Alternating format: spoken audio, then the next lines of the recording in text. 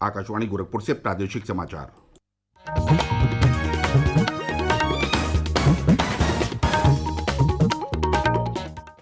नमस्कार। समाचार बुलेटिन के साथ मैं प्रमोद कुमार सिंह।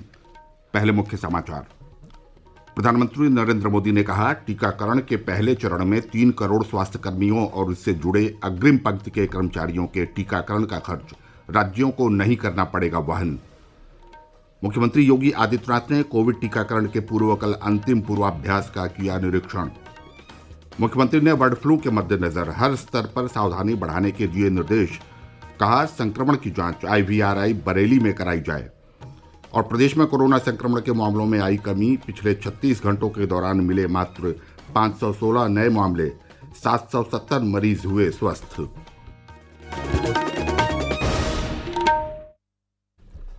अब समाचार विस्तार से। प्रधानमंत्री नरेंद्र मोदी ने कहा है कि देश में इस शनिवार से दुनिया का सबसे बड़ा टीकाकरण कार्यक्रम शुरू हो रहा है। कल सभी राज्यों के मुख्यमंत्रियों के साथ बातचीत में उन्होंने कोविड-19 की स्थिति की समीक्षा की और टीकाकरण कार्यक्रम शुरू किए जाने पर विस्तार से चर्चा की।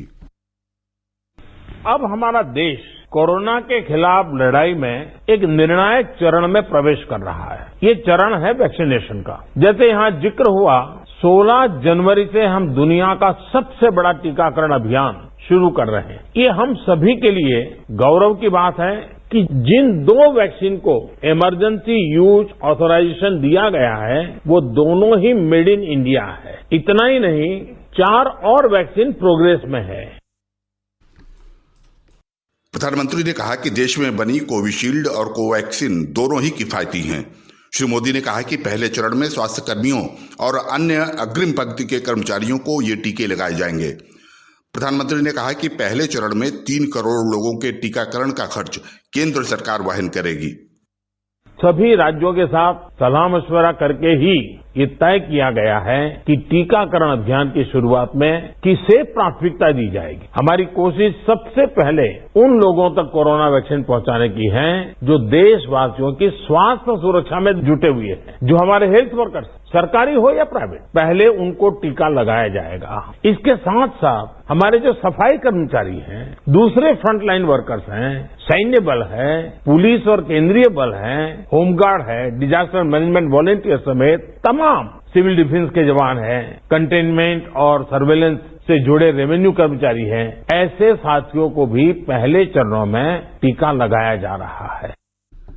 प्रधानमंत्री ने कहा कि दूसरे चरण में 50 वर्ष से अधिक आयु और किसी रोग से ग्रस्त 50 वर्ष से कम आयु के लोगों को टीका लगाया जाएगा। उन्होंने कहा कि विशेषज्ञों ने देशवासियों को कारगर तरीके से टीके लगाने के सभी सावधानियां बरती हैं। देशवासियों को एक प्रभावी वैक्सीन देने के लिए हमारे एक्सपर्ट्स ने हर प्रकार की सावधानियां बरती हैं और अभी साइंटिफिक कम्युनिटी की तरफ से विस्तार से हमें बताया भी गया है। और आपको मालूम होगा, मैं इस विषय में जब भी मुख्यमंत्रियों के साथ बात हुई, मैंने हमेशा एक ही जवाब दिया था कि इस विषय में हम जो भी निर्णय करना होगा वो साइंटिफिक कम्युनिटी जो कहेगी वो ही हम करेंगे। साइंटिफिक कम्युनिटी को ही हम फाइनल वर्ड मानेंगे और हम उसी प्रकार चलते रहे हैं। कई लोग कहते थे, देखिए दुनिया में वैक्सीन आ गई, भारत क्या कर रहा है, भारत सो रहा है, इतने लाख हो गया, इतना हो गया, भारत कुछ, ऐसी भी चिल्लाहट हुई। लेकिन फिर भी हमारा मत था, ये साइंटिफिक कम्युनिटी और देश के लिए जिम्मेवार लोग हैं, उनकी तरफ से जब आएगा तभी हमारे लिए उचित होगा और हम उसी दिशा में चले हैं। श्री मोदी ने कहा कि सरकार ने कोविड वैक्सीन से किसी भी तरह की परेशानी से निपटने के प्रबंध किए हैं। प्रधानमंत्री ने कहा कि केंद्र सरकार और राज्यों के बीच विचार विमर्श तथा सहयोग से कोविड के खिलाफ लड़ाई में बहुत मदद मिली है।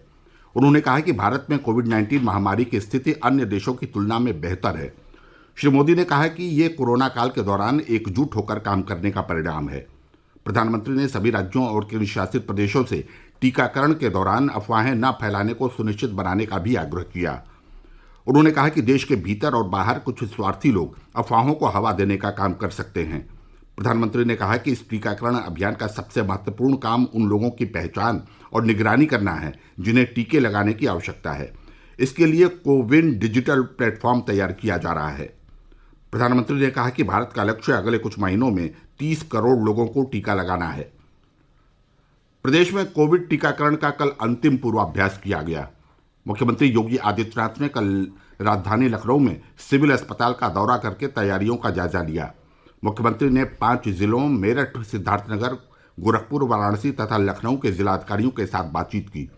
उन्होंने संबंधित जनपदों में वैक्सीन चेन, स्टोरेज, ट्रांसपोर्टेशन और कार्मिकों के प्रशिक्षण तथा वैक्सीन बूथ स्थापना से संबंध में जानकारी प्राप्त की।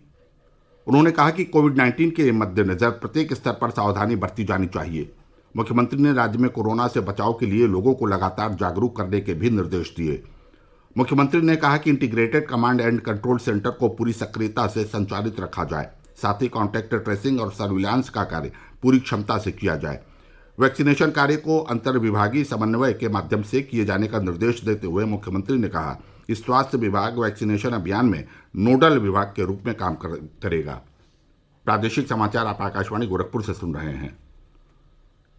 देश के विभिन्न हिस्सों में बर्ड फ्लू की मौजूदा स्थिति के बारे में प्रधानमंत्री नरेंद्र मोदी ने कहा है कि सरकार ने इस बारे में एक रूपरेखा तैयार की है, जिस पर तत्काल अमल करने की आवश्यकता है। उन्होंने कहा कि इस फ्लू के फैलाव को रोकने के लिए जिलाधिकारियों की भी महत्वपूर्ण भूमिका है। श्री मोदी ने कहा कि उन राज्यों को और अधिक सावधानी बरतने की जरूरत है जहां बर्ड फ्लू का कोई भी मामला सामने नहीं आया है। मुख्यमंत्री योगी आदित्यनाथ ने प्रदेश में बर्ड फ्लू के संबंध में विशेष सतर्कता बरतने के निर्देश दिए हैं। उन्होंने कहा कि बर्ड फ्लू को देखते हुए हर स्तर पर सावधानी बरती जाए। मुख्यमंत्री ने बर्ड फ्लू की जांच बरेली स्थित भारतीय पशु चिकित्सा संस्थान IVRI में कराने के निर्देश दिए। मुख्यमंत्री कल लखनऊ में विभिन्न विभागों की समीक्षा कर रहे थे। गौरतलब है कि 2 दिन पूर्व कानपुर स्थित प्राणि उद्यान में बर्ड फ्लू की पुष्टि के बाद राज्य में सतर्कता बढ़ा दी गई है। यहाँ 5 जनवरी को मृत पाए गए 2 लाल जंगली मुर्गों में जांच के बाद बर्ड फ्लू के लक्षण पाए गए थे। प्रदेश के अन्य स्थानों से भी पक्षियों के मृत मिलने के समाचार हैं। केंद्रीय पर्यावरण, वन और जलवायु परिवर्तन मंत्री प्रकाश जावड़ेकर ने कल देश के 146 राष्ट्रीय उद्यान तथा वन्य जीव अभयारण्यों का प्रबंधन प्रभावशीलता मूल्यांकन MEEE जारी किया। वर्तमान में भारत में 903 संरक्षित क्षेत्रों का एक नेटवर्क है, जो देश के कुल भौगोलिक क्षेत्र का लगभग 5% है। संरक्षित क्षेत्रों की क्षमता का आकलन करने के लिए प्रबंधन प्रभावशीलता का मूल्यांकन करना आवश्यक है। इस अवसर पर श्री जावड़ेकर ने कहा कि अन्य देशों ने जो हासिल नहीं किया है, उसे भारत ने हासिल कर दिखाया है और आज ये एक संपन्न जैव विविधता वाला देश है। श्री जावड़ेकर ने इस अवसर पर घोषणा की कि इस वर्ष से 10 सर्वश्रेष्ठ राष्ट्रीय उद्यान, 5 तटीय और समुद्री पार्क तथा देश के शीर्ष 5 चिड़ियाघरों को प्रतिवर्ष सम्मानित किया जाएगा। राज्य में कोरोना संक्रमण के मामलों में तेजी से कमी आई है और पिछले 36 घंटों के दौरान यहां मात्र 516 कोरोना के नए मामले सामने आए, जबकि इसी दौरान 770 कोरोना मरीज स्वस्थ हुए। अब तक प्रदेश में 5,70,112 कोरोना मरीज स्वस्थ हुए हैं और स्वस्थ होने की दर बढ़कर 97.74% हो गई है। प्रदेश के अपर मुख्य सचिव स्वास्थ्य अमित मोहन प्रसाद ने कल लखनऊ में बताया कि गत 17 सितंबर को राज्य में कोरोना के सक्रिय मामलों की संख्या 68,235 थी, जो अब घटकर 10,864 हो गई है। प्रदेश में 9 से 12 तक की कक्षाएं अब केवल एक पाली में आयोजित की जाएंगी। नई शिफ्ट की टाइमिंग सुबह 10 से दोपहर 3 बजे तक होगी। राज्य शिक्षा विभाग ने नए समय के संबंध में नए आदेश जारी किए हैं। 9 से 12वीं के छात्रों के लिए कक्षाएं पिछले साल अक्टूबर में शुरू हुई थी और इसे 2 शिफ्टों में सुबह और शाम आयोजित किया जा रहा था। प्रदेश के कुछ हिस्सों, विशेषकर पश्चिमी जनपदों में शीतलहर के चलते सामान्य जनजीवन प्रभावित हुआ है। मौसम विभाग ने प्रदेश के सहारनपुर, शामली, मुजफ्फरनगर, मेरठ, बिजनौर, अमरोहा, मुरादाबाद, पीलीभीत, रामपुर और बरेली के आसपास के क्षेत्रों में आज और कल शीतलहर जारी रहने का अनुमान व्यक्त किया है। पूर्वी जिलों में भी शीतलहर का प्रकोप शुरू हो गया है। और अंत में बुलेटिन के मुख्य समाचार एक बार फिर। प्रधानमंत्री नरेंद्र मोदी ने कहा, टीकाकरण के पहले चरण में 3 करोड़ स्वास्थ्य कर्मियों और इससे जुड़े अग्रिम पंक्ति के कर्मचारियों के टीकाकरण का खर्च राज्यों को नहीं करना पड़ेगा वहन। मुख्यमंत्री योगी आदित्यनाथ ने कोविड टीकाकरण के पूर्व कल अंतिम पूर्वाभ्यास का किया निरीक्षण। मुख्यमंत्री ने बर्ड फ्लू के मद्देनजर हर स्तर पर सावधानी बढ़ाने के दिए निर्देश। कहा, संक्रमण की जांच IVRI बरेली में कराई जाए और प्रदेश में कोरोना संक्रमण के मामलों में आई कमी। पिछले 36 घंटों के दौरान मिले मात्र 516 नए मामले, 770 मरीज हुए स्वस्थ। इसके साथ ही आकाशवाणी गोरखपुर से प्रादेशिक समाचारों का बुलेटिन समाप्त हुआ। नमस्कार।